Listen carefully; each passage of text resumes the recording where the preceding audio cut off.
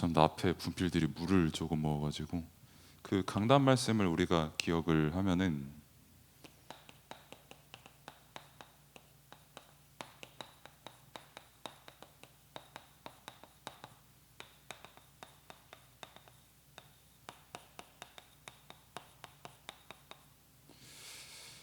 살인하지 말라는 계명이 있다는 것은 하나님께서 사람으로 하여금 살인을 하지 말라고 분명하게 말씀하시고 또 명령을 하신 그 말씀이죠.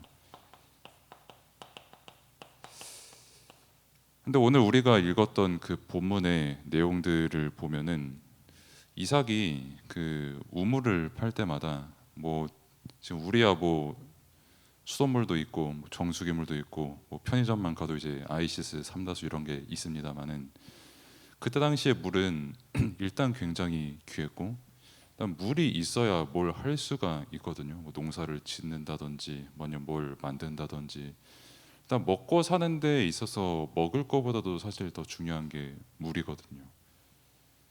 그렇기 때문에 우물을 파야 되고 그 물을 중심으로 이제 가족 그리고 한 부족 이렇게 계속해서 번성을 해나가는 건데 이삭이 그 우물을 팔 때마다 계속해서 다른 부족, 다른 국가에서 공격을 해오는 겁니다. 뭐 그때 당시 조금 굉장히 옛날이었으니까 뭐 되게 젠틀하게 여기 우리 땅인데요 쭈뼛쭈뼛 하면서 이게 아니라 그냥 칼 들고 바로 찾아온 거예요. 너네 안 나가면은 죽인다 이런 식으로. 그때마다 그 본문을 우리가 읽어서 알지만은 이삭은 단 한 번도 싸우지 않았습니다. 그래 여기 니네가 써라. 뭐 또 블레셋에서 쳐들어오네. 또 너네가 써라. 그 우리 아버지의 대대로 이어서 온 그 적군들이 쳐들어오네. 니네가 써라. 또 이상한 애들이 와가지고 쳐들어와서 또 내가 기껏 우물 팠더만은 또 자기네들 땅이라고 하네. 니네 땅 해라라고 계속 물러가는 장면을 볼 수가 있고 계속 살인을 하려고 달려드는 그 부족들, 뭐 블레셋의 모습을 우리가 볼 수가 있죠.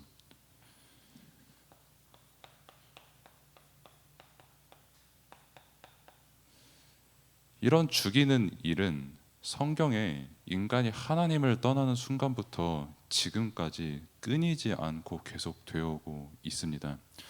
그리고 특히 이 죽인다는 그 말,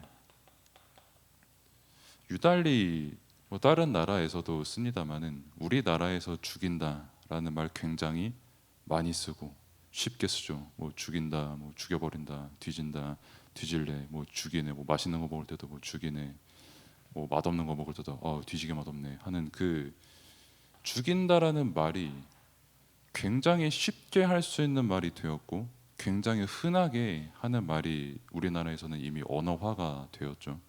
감탄사로 쓰기도 하고요. 뭐 아니면 협박할 때 쓰기도 하고요. 친구끼리 장난칠 때 그 죽인다라는 그 말을 굉장히 쉽게 하는 우리나라거든요. 그러면서 이제 좀 표현이 희한합니다만은 그럼 이 죽인다라는 이 말이나 어떤 행동이 쓰이는 곳이 우리나라에서 좀 어디냐? 뭐 사실 우리나라뿐만이 아니라 뭐 전 세계적으로 다 마찬가지입니다만 방금 말씀드린 것처럼 뭐 서로 대화하거나 말을 할 때 뭐 죽인다, 죽는다, 뭐 이때까지 안 하면은 죽는다, 뭐 이때까지 안 하면은 뭐 혼난다 해서 좀 심화되면 이제 죽인다고 하잖아요 보통. 사실 가정에서부터도 되게 그 말을 쉽게 배우는 것도 맞고요. 거기다가 이제 문화적인 요소들 있잖아요. 특히 뭐 게임 같은 거 할 때, 뭐 발로란트다, 뭐 피파다, 뭐 롤이다, 뭐 어떤 게임이고 할 거 없이 한 게임 하는 데에 죽인다라는 말 생각보다 되게 많이 씁니다. 그 캐릭터들도 죽인다라는 말 생각보다 되게 쉽게 쓰고요. 그럼 게임 안 하면 되겠네라고 생각할 수 있지만은 다른 미디어 뭐 드라마다 뭐 만화다 뭐 영화다라고 하는 그 모든 문화에서도 생각보다 죽이는 일이 되게 비일비재하게 일어나고 있어요.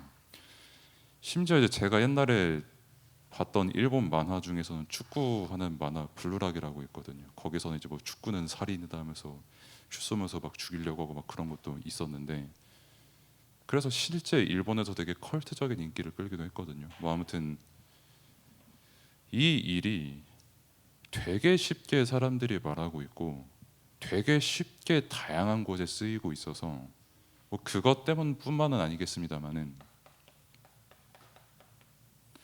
우리가 오늘 읽었던 본문에 이삭이 우물을 팔 때마다 자꾸 죽이려고 달려든 것처럼 실제 세상은 생각보다 죽이는 일을 그다지 어렵지 않게 하는 세상이 왔습니다. 그래서 뭐 실제로 뭐 우리나라의 법은 있죠. 살인을 가장 큰 죄로 여기죠. 그리고 계획 살인을 한다던가 명탐정 코난처럼 내가 이렇게 이렇게 하면 쟤 죽겠지 하고 계획 살인을 한다던가 아니면은 많은 숫자의 사람을 죽이면 그 형량이 더 무거워지죠. 이거는 일반 상식이죠. 하지만 법이 있어서 그럼 우리나라에 살인이 아예 없냐라고 했을 때 굉장히 많이 일어나죠. 그리고 굳이 살인을 행하지 않았다고 할지라도 이 말을 아주 쉽게 서로 주고받는 그런 세상이 왔거든요. 뭐 이따가 망대 예배 드릴 때 캄보디아 망대 예배를 드리겠습니다만은 그 킬링필드 사건도 그 폴포트라는 사람이 지휘하에 되게 공산국가 만들어가지고 몇백만 명 이렇게 죽었잖아요. 근데 정작 본인은 그렇게 몇백만 명이 죽는 그 일의 중심에 있어놓고 나는 억울하다. 내가 안 죽였다. 나는 그냥 단지 나를 공격해오는 사람들을 어쩔 수 없이 내가 죽였을 뿐이다. 왜 내가 너희들에게 재판을 받아야 되냐? 나는 깨끗하다라고 엄청 억울했거든요.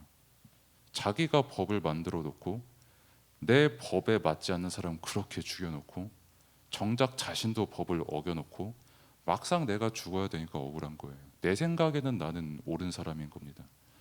실제로 사람들 거의 다 그렇게 살아가고요.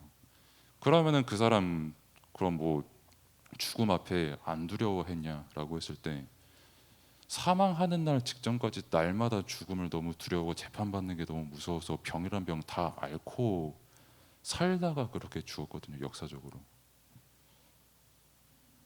실제 세상이 다 그렇습니다. 뭐 그러면은 그 사람 치하에서 벗어난 캄보디아는 그렇지만 잘 살고 있냐라고 했을 때 뭐 그분들 말로는 법에 반대 어떻게 보면은 법 없는 어떤 자유를 잠깐 동안 얻었잖아요. 그럼 막 되게 행복하고 서로 막 죽이지 않고 살리고 했냐라고 했을 때 똑같이 우상 숭배는 지금도 계속 반복되고 있거든요. 그럼 그게 그 나라만의 이야기냐라고 했을 때 온 세상의 모든 국가의 전 세계의 모든 사람들에게 똑같이 일어나고 있는 일들입니다. 그래서 하나님을 떠난 순간부터 서로 죽이고 남의 우물 판 거 계속 뺏어가고 찾아가고 또 뺏고 하는 그 일은 지금도 계속 반복되고 있다는 거예요. 이 현장에 이미 여러분들이 지금 살아가고 있거든요. 그럼 살인하지 말라는 계명, 실제로 살인하지 말라는 법이 있다라고 했을 때 당연히 사람에게 지킬 수 있는 힘이 일단 없고요. 내가 단 한 번도 뭐 저 사람 욕한 적 없다, 미워한 적 없다, 뭐 원망한 적 없다. 뭐 미워하고 원망하고 저 사람 시기하고 막 죽이고 싶어하고 그런 것도 다 살인이라고 했거든요. 성경에서는 이미 법을 어긴 거거든요. 그 현장에 여러분들이 하나님의 자녀로 살아가고 렘넌트로서 살아가는데 그럼 여러분들은 그 현장에 실제 서로 죽일 수밖에 없는 그 현장에 살리는 답을 여러분들이 가지고 가야 되는 겁니다. 이삭처럼요. 이삭은 한 번도 안 싸웠습니다. 제가 다 죽이려고 하네. 나도 죽여야지. 이게 아니라 저 사람이 나를 죽이려고 하든 말든 그거 이전에 하나님께서 24절에 봤죠. 아브라함과 함께 했던 것처럼 아브라함에게 약속했던 것처럼 너에게 그 복을 그대로 주겠다 함께 하겠다라는 그 언약을 믿으니까 저 사람들이 내게 죽이는 말과 죽이는 일을 실제로 해도 내 믿음은 하나님의 일을 믿는 믿음이 되는 겁니다. 그게 여러분들이 붙잡을 답이에요. 그래서 그 답을 우리는 복음이라고 하는 거고요. 성경에서도 살인을 분명히 죄다라고 했거든요. 그리고 블레셋 사람들은 계속해서 이삭의 재산을 뺏으려고 했거든요.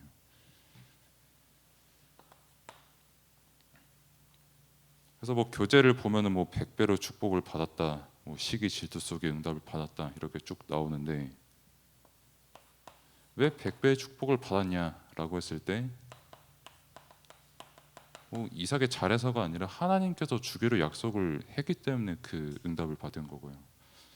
그러면 시기 질투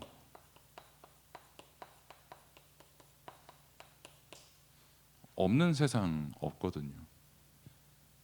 내가 3등하면 2등이 질투나고 2등하면은 1등이 질투나고 1등하면은 다른 학교에 몇 등이 질투나고 그 사람은 또 글로벌로 이렇게 또 시야를 돌리면은 또 질투나고 심지어 사람마다 분야가 다르기 때문에 내 분야보다 저쪽 분야가 더 위로 올라가면은 그게 지금 계속 또 질투나고 그래서 뭐 의사분들이나 뭐 정치인분들이나 이슈도 그렇게 계속 되고 있고 최고 엘리트 분들이 시기 질투가 끊이지 않아서 자기들도 이미 우물을 가지고 있음에도 불구하고 이삭 우물 좋아 보인다. 내가 뺏어가서 우리 집에 물 좀 더 많이 저장하자. 농사도 더 많이 짓자.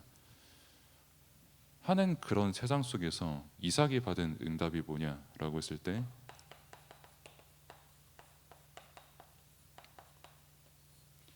셈의 근원의 응답을 얻은 것이죠. 근원이라는 말은 사람들로 하여금 얻은 우물이 아니라 하나님께서 처음부터 약속하신 그 우물을 실제 이삭이 받게 되는 겁니다. 그리고 그 응답이 얼마만큼 크냐라고 했을 때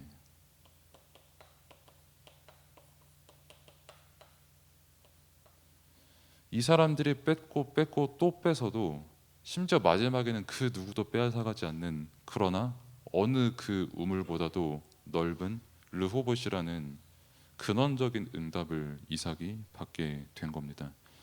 그러면은 우리가 우물을 받았다라고 쳤을 때 이 우물 가지고 우리가 뭘 해야 되냐면 이 르호봇 자체가 그리고 이삭 자체가 하나님께 영광을 돌리기 위해서 이 응답을 받은 것이거든요. 그리고 창세기 26장 아까 24절에서 읽은 것처럼 아브라함에게 약속한 것 그리고 아브라함의 원수들 그리고 실제 자신이 자신 대신에 순양이 죽은 거를 이삭이 전부 봐왔거든요. 그래서 그 약속의 가치가 지금 여러분으로 말할 것 같으면 그 말씀의 가치가 이 사람들이 죽이는 일 말로 죽이고 행동으로 죽이고 법으로 죽이고 돈으로 죽이고 계획 세워서 죽이고 하는 그거 아무 상관없이 오히려 그 사람들을 살릴 수 있는 그 하나님의 약속을 이삭은 믿었고 그 가치 속에서 자신의 가치를 발견했기 때문에 그리스도께서 날 위해 대신 죽으셨을 만큼 나의 가치는 하나님의 자녀의 가치는 어마어마한 것이구나. 저 사람들이 나를 공격해도 나도 똑같이 그 수준 가지고 똑같이 시기 질투하고 내가 오늘 뺏겼네 나도 다른 사람 오늘 뺏어야지 이게 아니라 저 사람이 뺏든 말든 상관없이 하나님께서 나에게 주신 그 응답을 분명히 말씀을 통해 붙잡고 인도받는 그 믿음이 있었기 때문에 이삭은 르호봇이라는 이미 작정된 응답을 실제 받을 수밖에 없었던 것입니다. 그래서 우리가 사는 모든 현장은 사실 우리를 죽이는 일로 가득합니다. 저 또한 마찬가지로 이런 일을 계속 겪을 수밖에 없고요. 여러분도 이미 경쟁 사회 속에 구성원이 되어 있기 때문에 평생 동안 이 말을 안 들을 수가 없거든요. 그럼 똑같이 그 수준 가지고 말을 할 것이냐 아니면 하나님께서 나와 함께 하시는 그게 너무나도 감사하고 충만하고 나를 구원하신 그 은혜에 너무 충만해서 나를 살인하려는 그 사람 보고 살인하지 말라는 그 계명을 그리스도 안에서 지킬 수 있을 만큼 복음에 충만할 것이냐. 그래서 이 말씀을 깨닫게 하기 위해서 늘 하나님께서는 우리를 예배 자리로 인도하는 거고 또 실제 그 현장을 보는 눈을 열어주시는 겁니다. 그래서 여러분들의 렘넌트의 때에 정말 이 말씀의 가치를 깨닫고 언약을 붙잡는 때가 되기를 바랍니다. 기도하겠습니다. 하나님 감사합니다. 살인하고 싶지 않아도 살인할 수밖에 없는 영적 상태, 하나님을 떠나 영적으로 죽은 상태 가운데 살아가는 그 영혼이었던 우리를 구원하시고 그 영적인 답을 우리에게 주셔서 실제 현장을 살릴 수 있는 그리스도의 빛을 비추는 그 은혜를 허락하시는 은혜에 감사를 드립니다. 우리가 정말 우리를 시기하고 질투하는 그 일들에 속는 것이 아니라 우리가 하나님의 자녀와 렘넌트라는 정체성을 분명히 가지고 현장에 실제 그리스도라는 답을 붙잡고 전달할 수 있는 영적 서밋의 응답을 누리는 렘넌트의 때가 될 수 있도록 하나님께서 은혜를 베풀어 주옵소서. 예수 그리스도의 이름으로 기도드립니다. 아멘.